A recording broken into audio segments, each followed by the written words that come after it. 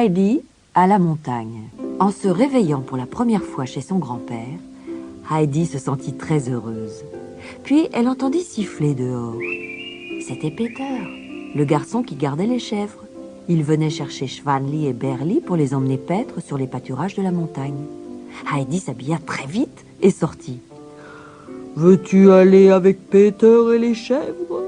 lui demanda l'oncle de l'Alpe. « Oh oui, grand-père, s'il te plaît. »« Je te confie Heidi, » dit le vieil homme à Peter en lui donnant un sac contenant le déjeuner de la petite fille.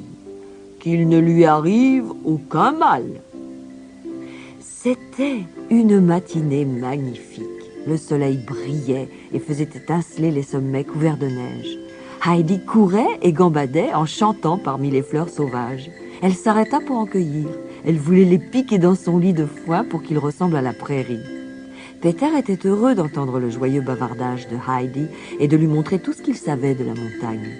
Il lui fit découvrir un creux de rocher rempli de fleurs multicolores. Il lui montra où poussait le thym et la lavande. Il lui apprit les noms des chèvres et comment siffler pour les appeler. Heidi courait de l'une à l'autre, voulant parler à chacune. Puis, Flocon de Neige, la plus petite de toutes, se mit à bêler. « Pourquoi pleure-t-elle » dit Heidi. « Sa mère a été vendue la semaine dernière, elle doit se sentir seule. »« Pauvre Flocon de Neige, » dit Heidi en lui enlaçant le cou, « je viendrai te parler tous les jours, tu ne seras plus seule. » Lorsqu'ils atteignirent les pâturages, Peter choisit un endroit abrité pour déjeuner. Ils mangèrent du pain et du fromage et burent du lait de chèvre. Puis ils s'endormirent dans l'air tiède. Un bruissement d'ailes réveilla Heidi. « Peter, viens vite !» cria-t-elle. Tous deux observèrent un aigle énorme qui planait au-dessus d'eux. Puis il s'éleva plus haut, toujours plus haut, vers le pic le plus éloigné, où même en plein été, la neige ne fondait jamais. À la fin de l'après-midi, la montagne s'illumina de rouge. « Elle est en feu !» chuchota Heidi. « Non, ce n'est que le soleil !» C'est ainsi qu'il lui dit bonsoir. La main dans la main, Heidi et Peter revinrent au chalet de l'oncle de l'Alpe. Ils le virent de loin, assis sous les pins, fumant sa grosse pipe. Heidi courut vers lui, suivi de Schwanli et de Berli. « Bonne nuit, Heidi !» cria Peter. « Bonne nuit, Peter !»« Bonne nuit, Flocon de Neige !» cria Heidi. Les jours qui suivirent, Heidi retourna dans la montagne avec Peter et les chèvres. Mais bientôt vint l'automne, et avec lui, des vents violents qui firent gémir les pins.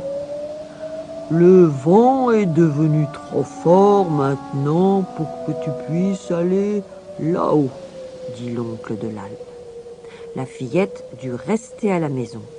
Elle aida le vieil homme à faire du beurre, des yaourts et du fromage avec le lait des chèvres. Mais elle regrettait de voir chaque jour Peter et les chèvres partir sans elle. Elle manquait aussi à Peter.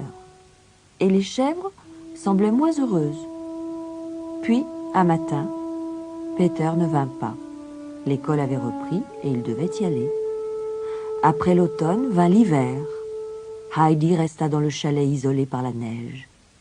« Est-ce que je peux aller voir Peter et sa grand-mère ?» demanda un jour Heidi. « Le sentier est bouché par la neige, » dit l'oncle de l'Alpe. « Mais j'ai très envie d'y aller, grand-père. »« N'insiste pas. On ne m'aime pas beaucoup à Drfli. Je n'ai pas de temps à perdre là-bas. » Mais Heidi tenait à son idée. Alors, tout en murmurant et en grognant, l'oncle de l'Alpe sortit sa luge en bois et alla prendre une couverture. Il enroula Heidi dedans et s'installa avec elle sur la luge. La luge glissait si vite que la petite fille poussa un cri de joie. « Oh, grand-père, on vole !» Il la déposa devant la maison de Peter. « Je serai là à 4 heures, Heidi. Retrouve-moi au bout du sentier, dit l'oncle de l'Alpe en partant. Nous avons si souvent entendu parler de toi, Heidi, dit la mère de Peter en lui ouvrant la porte. Puis, elle se tourna vers une vieille femme assise sur une chaise. Celle-ci tendit les mains vers Heidi et demanda « Comment est cette petite fille, Ursula ?»« Elle a des cheveux noirs et un visage malicieux, » dit la mère de Peter. « Si j'approche la lampe, dit Heidi, vous pourrez me voir ?» « Malheureusement, mes pauvres yeux ne voient plus rien depuis des années, » dit la grand-mère en hochant la tête. « Comment ?» dit Heidi horrifiée. « Pas même la neige, ni les belles montagnes, quand le soleil leur dit bonsoir ?»« Non, mon enfant, je suis toujours dans le noir maintenant, mais ce n'est pas si terrible. Ce sera mieux quand Peter aura appris à lire. Les mots de mes vieux livres me manquent tellement. » En entendant cela, Heidi appuya sa tête sur la poitrine de la grand-mère et l'embrassa pour la consoler. Dehors, le vent hurlait et les volets branlants battaient. Peter rentra de l'école au coucher du soleil. Il était l'heure de partir. Le vieil homme ne dit rien lorsque Heidi lui parla de la pauvreté de la famille de Peter. Mais lorsqu'elle revint les voir, il l'accompagna et apporta tous ses outils. Il fit de son mieux pour réparer ce qui en avait besoin. Et tout Drorfli parla de la bonne action de l'oncle de l'Alpe et s'étonna de sa transformation.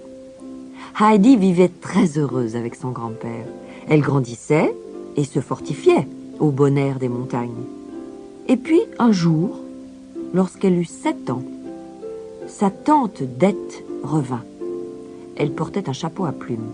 « Je suis venue chercher Heidi », dit-elle en entrant l'air pressé dans le chalet sans même dire bonjour. Et comme l'oncle de l'Alpe la regardait étonné, elle ajouta « Tu ne désirais pas la garder quand je te l'ai amenée, donc je suis venue te la reprendre. » Heidi glissa sa main dans celle de son grand-père. Elle ne voulait pas retourner en ville avec sa tante Dete. « J'ai entendu dire que tu ne l'envoyais pas à l'école, » accusa tante Dete. « Ne sais-tu pas que tu désobéis à la loi ?» Dete attrapa l'autre main de Heidi. « J'ai trouvé une famille riche à Francfort. Leur petite fille est paralysée.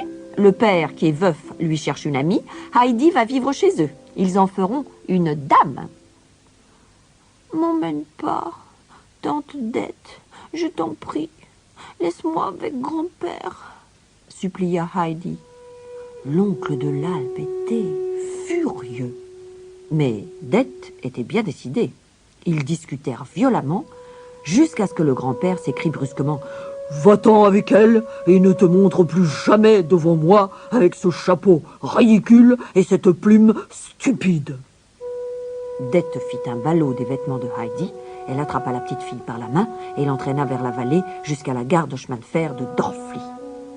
Quand le train approcha, Heidi se mit à pleurer. Elle ne voulait pas quitter ses amis de la montagne, ni retrouver la tristesse de la ville. « Je reviendrai », chuchota Heidi quand le train quitta la gare. « N'est-ce pas, tante Dete ?»